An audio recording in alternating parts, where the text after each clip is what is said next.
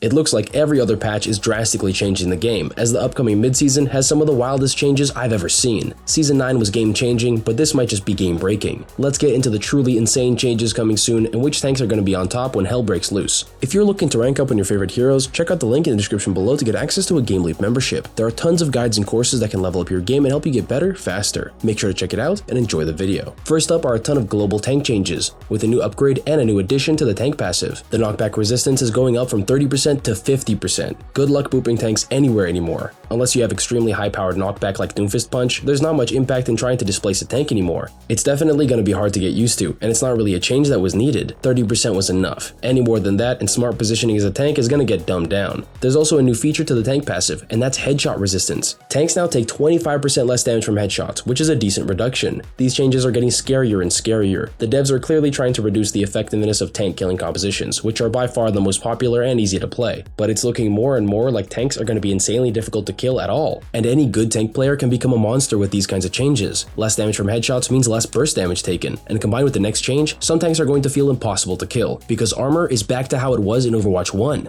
reducing up to 5 damage per shot with a maximum of 50% damage reduction. This means all sorts of shifts for the damage dealing meta, for all heroes. Tracer, Diva, Reaper, Wrecking Ball all get damage halved against armor, and that's just to name a few. However, things aren't all bad. This also means that burst damage has been improved against armor. Any damage dealing projectile that deals more than 17 damage will do more than before, but again, with headshot damage reduced for tanks, all sources of damage are a lot less effective against armored tanks. The tank meta is going to be largely based on armor, meaning Orisa might still be unbelievably busted again, and right after a much needed nerf. But that's not all for the global changes, because the regeneration passive for all heroes has been adjusted to benefit tanks more. It's not a flat rate of 20 heals per second after 5 seconds of avoiding damage anymore, but 10 health plus 5% of maximum HP per second. For tanks, this means a lot. The lowest HP tanks, Doomfist and Junker Queen, get just a bit over 36 heals per second, and that's a pretty decent upgrade from 20. And Wrecking Ball, who gets the biggest advantage from the healing passive out of all the tanks, is gonna get almost 50 heals per second, and that adds up to 80 heals per second when combined with your shield regen. You pretty much get a personal pocket healer while you're rotating between fights. During fights, this mostly won't make a big difference, of course. Wrecking Ball is pretty much the one tank who gets consistent value out of the passive, but other mobile tanks that can disengage quickly also get a nice upgrade. When clutching fights with multiple players dead on both sides, tanks can disengage and re-engage much faster and more effectively. 5 seconds is a long time, but when you're fighting far away from both spawn rooms, it's enough of a healing advantage that you can clean up the fight win. On game modes like Push and Flashpoint, this can be a crazy game changer when it comes down to the scrappy dogfights. The new passive doesn't only affect tanks though, it's 5% of maximum HP, and with most heroes at 250 HP, they all get a 2.5 heal per second bonus. But yeah, it's not much. More importantly, Tracer at 175 HP gets 1 less heal per second than before,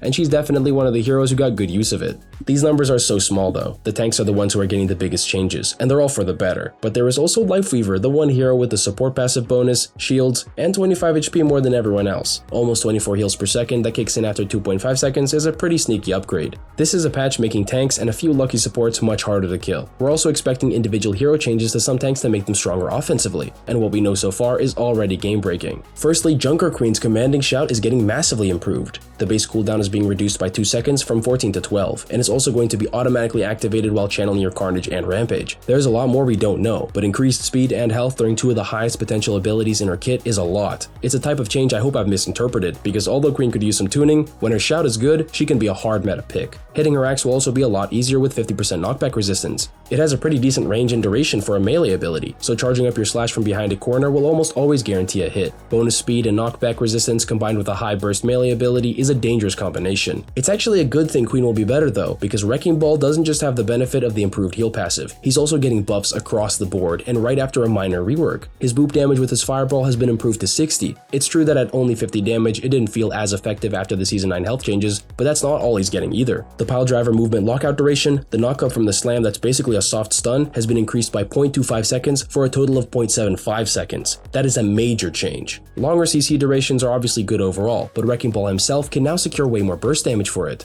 At only 0.5, Wrecking Ball himself can't capitalize as well on his own setup. He can only start shooting after the pile driver animation finishes, which is 0.1 seconds after your targets regain movement control. The knockup into the air obviously makes enemies easier to track even if they're not falling in a straight line, but with 0.75 seconds movement lockout duration, you can always confirm headshots on a slowly falling target. And with an extra 10 damage on the grapple, his engages are just straight up a lot more lethal. And that's still not all. Minefield is also getting more lethal. Wrecking Ball is about to become a monster because his mine explosion damage is getting the Season 9 treatment, being increased from 130 to 165. It was already enough to two-shot 250 HP heroes, but now even just one mine will be an easy kill setup. And of course, we're still not done, because the mine knockback has been increased from 5 to 10 meters. It's now pretty much guaranteed to set up kills left and right, and there's a higher chance that hitting one mine just launches you into another, much like how it used to be in Overwatch 1 when the mines were more tightly packed together.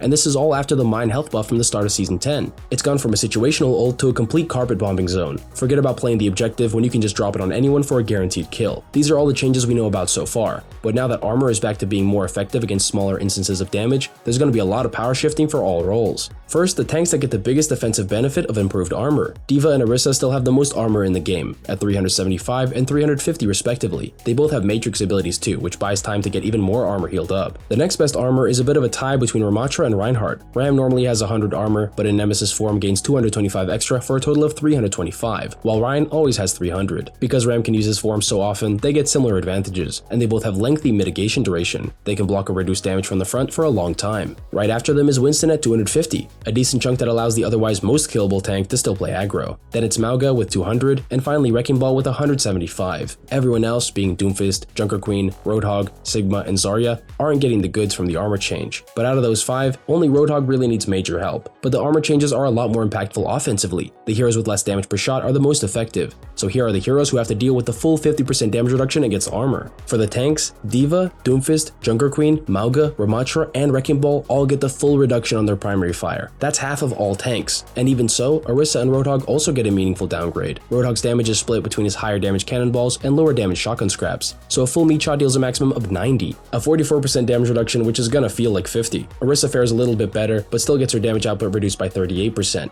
And that's still a good amount higher than the 30% we've been playing with since the start of Overwatch 2. The only tanks remaining are Reinhardt, Sigma, Zarya, and Winston.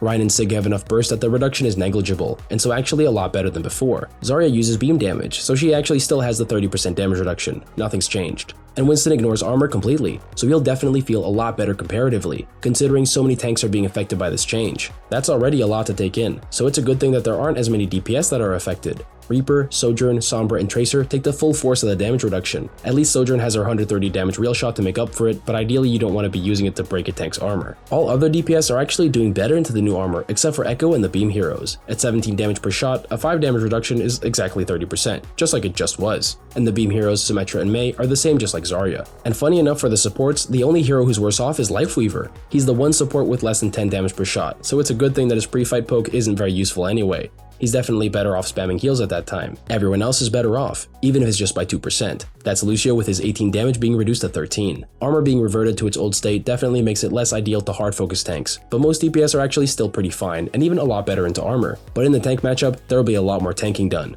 Mauga and Roadhog, who excel at melting the other tank, are a lot worse at doing so, which bodes well for a dive-heavy meta coming soon. That's almost all we know about the upcoming mid-season patch. Junkrat, Echo, and Hanzo are also getting some light buffs, and judging by all 3 being projectile spamming heroes, there might be some interesting stuff for them in store. Thanks for watching, and I'll see you guys next time.